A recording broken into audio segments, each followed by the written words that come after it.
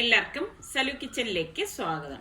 ഇപ്പൊ വെളുപ്പിന് 3 മണിക്ക് ഇതാ നമ്മളൊരു യാത്ര പുറപ്പെടാണ്. ഇത്രയും വെളുപ്പാങ്കാലത്ത് പുറപ്പെടാനുള്ള കാര്യം എന്തെന്ന് വെച്ചാൽ ഇന്ന് തന്നെ നമുക്ക് മടങ്ങി വരേണ്ടതായിട്ടുണ്ട്.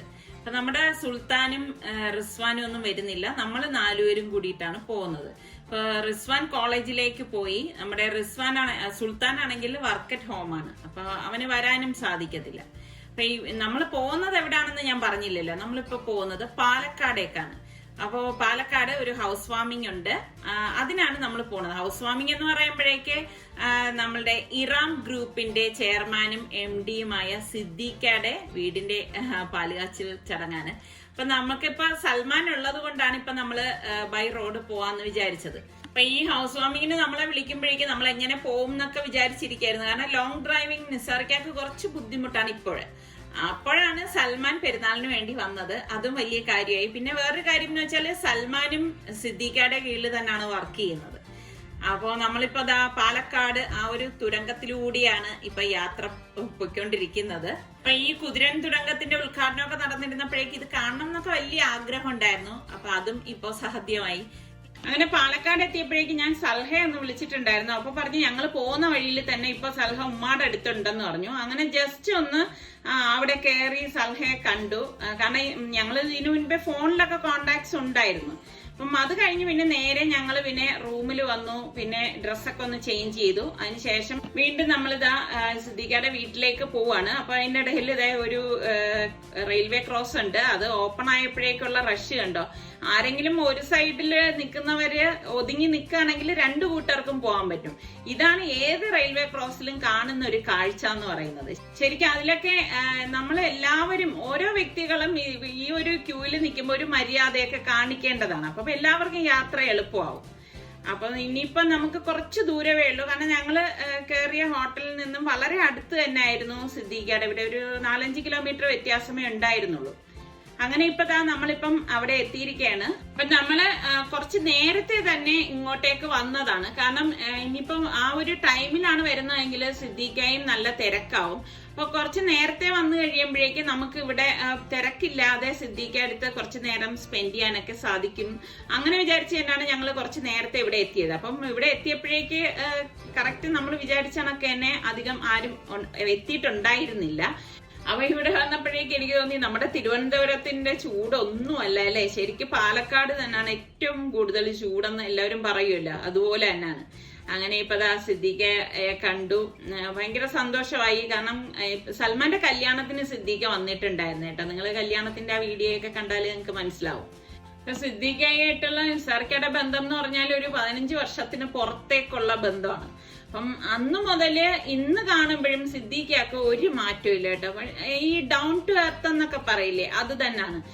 ഇപ്പൊ നമ്മളുടെ ഓരോ കാര്യത്തിലേക്ക് ക്ഷണിച്ചാലും ഇക്കാക്ക് സമയം ഉണ്ടെങ്കിൽ തീർച്ചയായിട്ടും എത്തിപ്പെടാൻ നോക്കും കേട്ടോ. അപ്പൊ ഇതൊക്കെ എനിക്ക് ഭയങ്കര ഒരു അതിശയം തോന്നിയിട്ടുണ്ട്. കാരണം ഇത്രയും തിരക്ക് പിടിച്ച ഒരാള് നമ്മളൊക്കെ ക്ഷണിക്കുമ്പോഴേക്ക് അതിൽ പങ്കെടുക്കുക എന്ന് പറയുമ്പോഴേക്ക് വലിയ കാര്യം തന്നെയാണ്. അപ്പൊ എനിക്ക് ഇങ്ങനെയൊക്കെ വന്നു കഴിയുമ്പോഴേക്ക് ഈ വീട് ഫുള്ളായിട്ടൊന്ന് കാണണം എന്ന് ഭയങ്കര ആഗ്രഹമായിരുന്നു. അങ്ങനെ ഞാൻ സിദ്ദീഖ അടുത്ത് ആ ഒരു ആഗ്രഹം പറഞ്ഞപ്പോൾ സിദ്ദീഖ പറഞ്ഞു അതിലിപ്പോ എന്താ ഞാൻ കാണിച്ചു തരാമല്ലോ എന്ന് പറഞ്ഞ് സിദ്ദീഖ എന്നെ കൂട്ടിക്കൊണ്ട് വന്ന് എല്ലാം കാണിച്ചു തരാണ്. ഭയങ്കര സന്തോഷം തോന്നി. അപ്പൊ ഇതുകൊണ്ടാണ് ഞാൻ നേരത്തെ പറഞ്ഞില്ലേ നമ്മൾ കുറച്ച് നേരത്തെ വന്നത്. കാരണം ഇന്നിപ്പം VIPയും VVIPs ഒക്കെ വരുന്ന ഒരു ചടങ്ങും കൂടിയാണിത്. അപ്പൊ ആ സമയത്ത് വന്നു കഴിഞ്ഞാല് ഇതൊന്നും സാധ്യമാവത്തില്ല. അപ്പൊ ഇവിടെ എനിക്ക് ഏറ്റവും ഇഷ്ടപ്പെട്ടത് ഈ ഒരു സംഭവമാണ് കേട്ടോ. ആ വീടിന്റെ ചുറ്റുവട്ടത്ത് മൊത്തം ഭയങ്കര ഗാർഡൻ ആണേ. എന്തൊരു ഭംഗിയാണെന്നറിയാവോ. അപ്പൊ ഞാൻ ഡീറ്റെയിൽ ആയിട്ട് ഞാൻ വെളിയിലേക്ക് ഇറങ്ങുന്ന സമയത്ത് നിങ്ങൾക്ക് കാണിച്ചു തരാം.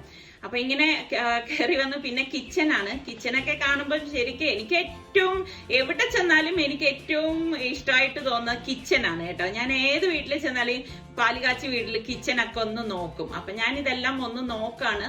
ശരിക്കും നല്ല രസമുണ്ട് കേട്ടോ ഓരോന്ന് കാണാനായിട്ടും. ഞാനിങ്ങനെ ഓരോന്നും ഇങ്ങനെ മുക്കും മൂലയും എല്ലാം നോക്കിയിട്ട് പല പല സംശയങ്ങൾ ഇങ്ങനെ സിദ്ദീഖ അടുത്ത് ചോദിക്കും. അപ്പൊ സിദ്ദീഖ ക്ഷമയോടുകൂടി അതിനെല്ലാം എനിക്ക് അതിൻ്റെതായ രീതിയിൽ കാര്യങ്ങളൊക്കെ പറഞ്ഞു തരാണ്. ശരിക്കും അതൊക്കെ എനിക്ക് ഭയങ്കര ഒരു അതിശയം തോന്നിയ കാര്യങ്ങളാണ് കേട്ടോ. കാരണം ഞാൻ ഇങ്ങനെയുള്ള വ്യക്തിത്വങ്ങളെ വളരെ ചുരുക്കമേ കണ്ടിട്ടുള്ളൂ. അപ്പൊ അതിനിടയിൽ ഇക്കാക്ക് 1-2 ഗസ്റ്റ് വന്നിട്ടുണ്ടായിരുന്നു. അപ്പൊ നമ്മൾ പറഞ്ഞു കുഴപ്പമില്ല, ഇനി ഞങ്ങള് കണ്ടോളാന്ന് പറഞ്ഞു. അങ്ങനെ ഇപ്പൊ ഞങ്ങള് കയറി നോക്കാണ്. അപ്പൊ ഇങ്ങനെ കാണുമ്പോഴേക്കും നല്ല രസമുണ്ട് കേട്ടോ. ഓരോന്നും ഇങ്ങനെ സമാധാനമായിട്ട് എല്ലാം കാണാനുള്ള അവസരം നമുക്ക് കിട്ടിയെന്ന് വേണം പറയാൻ.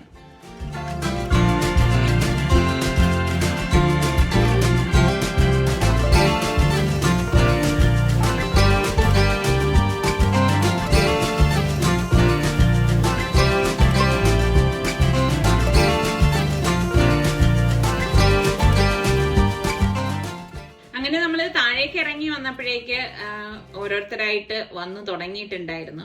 അപ്പം ഇവിടെ ഇപ്പം സൗദിന്നും ദുബായിന്നും ബഹ്റിനും എല്ലാ രാജ്യത്തു നിന്നുള്ള ആൾക്കാരും വരുന്നുണ്ട്. അപ്പൊ അത് നിസാർക്കയുടെ കൂടെ വർക്ക് ചെയ്ത് ഒരുപാട് പേരെയൊക്കെ കണ്ടിട്ട് ഇപ്പൊ ഒത്തിരി നാളായിട്ടുണ്ട് നിസാർക്കക്ക്. അപ്പൊ ഞങ്ങള് സിദ്ദിഖടുത്ത് പറഞ്ഞു ഇനിയിപ്പൊ ഞങ്ങൾ എന്തായാലും പുറത്തേക്ക് ഇറങ്ങി എല്ലാം ഒന്ന് കണ്ടിട്ട് വരാന്ന് കരുതിയിട്ട് ഞങ്ങളിത് ആ വീടിന് ചുറ്റുവട്ടത്ത് ഇങ്ങനെ നടക്കാണ് കേട്ടോ. ലോകത്തിലെ വിവിധ രാജ്യങ്ങളിൽ നിന്നുള്ള 140-ൽ പരം വിവിധ കായ്വൃക്ഷങ്ങളാണ് ഇവിടെ നട്ടുപിടിപ്പിച്ചിരിക്കുന്നത്. അപ്പൊ അതിന്റെ ഹെഡ് തന്നെയാണ് നമ്മള് ഇതിന്റെ കാര്യങ്ങളെല്ലാം പറഞ്ഞു തരുന്നത്. അപ്പൊ കാണുമ്പോ തന്നെ ഭയങ്കര അതിശയം തോന്നും കേട്ടോ. ഓരോന്നും പൂത്തും കായ്ച്ചും ഒക്കെ നിൽക്കുന്നത് കാണുമ്പോൾ ഭയങ്കര നമുക്കത് കാണുമ്പോൾ ഒരു സന്തോഷം തോന്നും. അപ്പൊ എല്ലാം ഒന്നും ഈ വീഡിയോയിൽ ഉൾപ്പെടുത്താൻ സാധിച്ചിട്ടില്ല. കാരണം അങ്ങനെ ഉൾപ്പെടുത്തുകയാണെങ്കിൽ ഈ വീഡിയോയുടെ ലെങ്ത് ഒരുപാട് കൂടിപ്പോകും. ഞങ്ങളിതെല്ലാം ചുറ്റിക്കറങ്ങി കണ്ട ശേഷം മുന്നിലേക്ക് വന്നു. അപ്പോഴേക്ക് ഓരോരുത്തരായിട്ട് വന്നു തുടങ്ങി. ഗൾഫ് ഉൾപ്പെടെയുള്ള പല രാജ്യങ്ങളിലുള്ള ഇറാം ഗ്രൂപ്പിന്റെ മേധാവികളെയും കുടുംബാംഗങ്ങളെയൊക്കെ ക്ഷണിച്ചിട്ടുണ്ടെന്നാണ് അറിയാൻ കഴിഞ്ഞത്. അപ്പൊ അവരെയൊക്കെ നമുക്ക് ഒന്ന് നേരിട്ട് കാണാനുള്ള അവസരവുമായി. ഇറാം ഗ്രൂപ്പിലെ വർക്ക് കൾച്ചർ എന്ന് പറയുമ്പോൾ ഒരു മുതലാളി തൊഴിലാളി ബന്ധമല്ല, അതിനപ്പുറം ഒരു ഫാമിലി പോലെയാണ്. നമുക്ക് എന്തും നമ്മുടെ ആവശ്യങ്ങളൊക്കെ നമുക്ക് ഓപ്പണായിട്ട് നമുക്ക് പറയാം. അതിനുള്ള സൊല്യൂഷനും സപ്പോർട്ടും എല്ലാം നമുക്ക് നേരിട്ട് തന്നെ നമുക്ക് അവർ തരും. അപ്പം അതൊക്കെയാണ് എനിക്കിവിടെ ഉള്ള ഈ ഒരു കമ്പനിയിൽ ഞാൻ കണ്ട ഏറ്റവും വലിയ അഡ്വാൻറ്റേജ്. ഞാനിപ്പം ഇത് ഇറാം ഗ്രൂപ്പിലാണ് 2ാമത്തെ കമ്പനിയിലാണ് വർക്ക് ചെയ്യുന്നത്. ഇവിടെ എല്ലാം ഞാൻ കാണുന്ന കൾച്ചർ ഇതേപോലെയാണ്. വാപ്പാക്കും ഇതേപോലത്തെ അനുഭവങ്ങൾ തന്നെയാണ് ഉണ്ടായിട്ടുള്ളത്. അത് തന്നെയാണ് നമുക്ക് ഇവിടെ കണ്ടിന്യൂ ചെയ്യാനും നമ്മളെ പ്രേരിപ്പിക്കുന്നത്.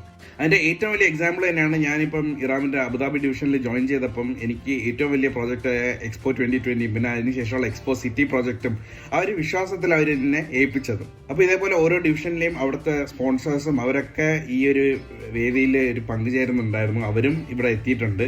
അതുകൊണ്ട് തന്നെ ഇപ്പം ഇങ്ങനത്തെ ഓരോ ഫംഗ്ഷൻസ് ഒക്കെ വരുമ്പം ഒരു ഫംഗ്ഷനുപരി നമ്മളിപ്പോൾ വീട്ടിലൊക്കെ ഒരു ഫാമിലി ഗ്യാതറിംഗ് ഉണ്ടാവില്ല, അങ്ങനത്തെ ഒരു അറ്റ്മോസ്ഫിയർ ആണ് നമുക്ക് ഓരോ ഇങ്ങനത്തെ ഫംഗ്ഷൻസിന് മുമ്പ് നമുക്ക് കിട്ടുന്നത്.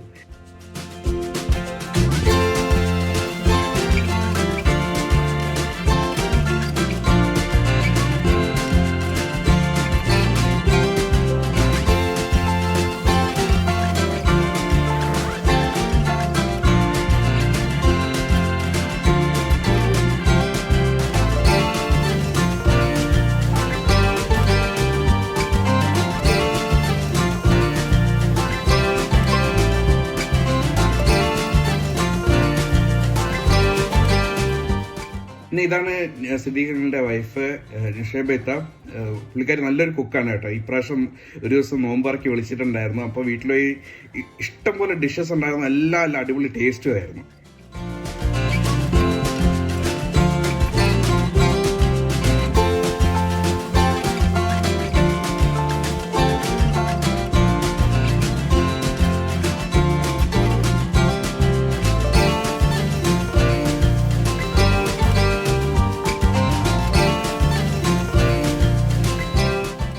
പിന്നെ നമ്മൾ ഇങ്ങനെയൊക്കെയുള്ള ഫംഗ്ഷനൊക്കെ വരുമ്പോൾ മെയിൻ ആയിട്ടുള്ളത് ഫോട്ടോഷൂട്ടൊക്കെ തന്നെയാണ്. എല്ലാവരും അങ്ങോട്ടും ഇങ്ങോട്ടും നിന്ന് ഫോട്ടോസ് എടുക്കലും അങ്ങനെയൊക്കെയാണ്. പിന്നെ ഇതിനിടയിൽ നമ്മളുടെ കുറച്ച് വ്യൂവേഴ്സ് ഒക്കെ ഉണ്ടായിരുന്നു. അപ്പം അവരെയൊക്കെ കാണാൻ സാധിച്ചു. ഭയങ്കര ഒരു സന്തോഷമുണ്ട്.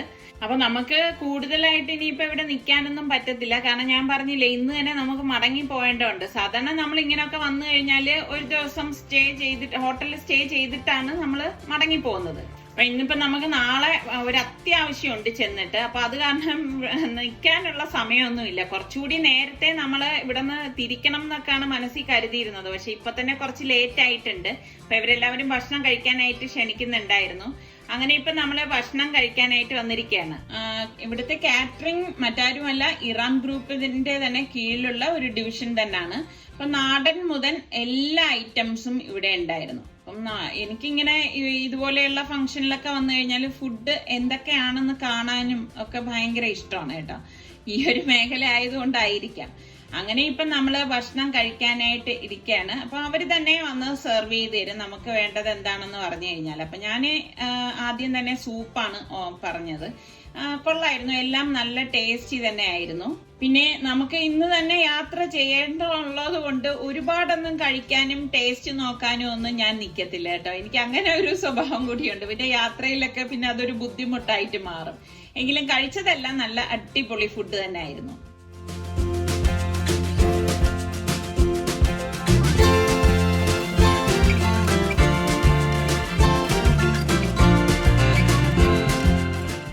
ഫുഡെല്ലാം കഴിച്ച ശേഷം പിന്നെ ഇനി നമ്മള് സിദ്ദീഖിന്റെ യാത്ര പറയാനായിട്ട് വന്നതാണ്. അപ്പോഴേക്ക് നമ്മളുടെ പഴയ മുഖങ്ങളെല്ലാം വീണ്ടും ഇവിടെ കാണാൻ സാധിച്ചു.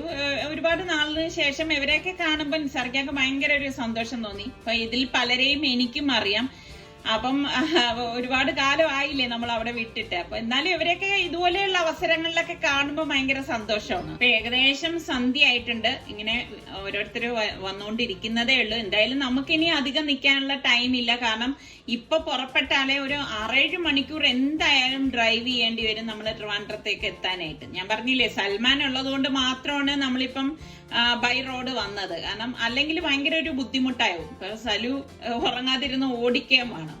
അപ്പം അവന്റെ ഒരു ഇതും കൂടെ നമ്മൾ നോക്കണമല്ലോ. അപ്പം ഇനിയിപ്പോ നമുക്ക് നേരെ യാത്ര പുറപ്പെടേണ്ടതാണ്.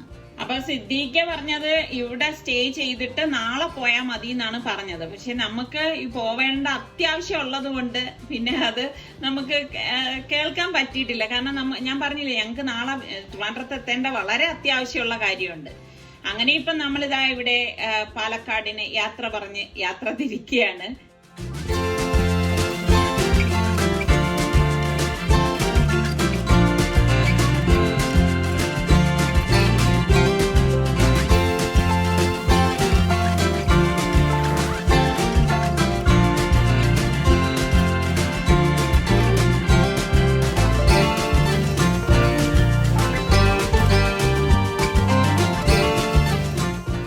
ഇപ്രാവശ്യം നമ്മൾ ഇങ്ങനെ യാത്ര വന്നാല് നമ്മൾ ബ്രേക്ക് എടുത്തിട്ടേ ഇല്ല. കാരണം നിങ്ങൾ കണ്ടല്ലോ, വെളുപ്പിന് 3 മണിക്ക് നമ്മൾ യാത്ര തിരിച്ചു.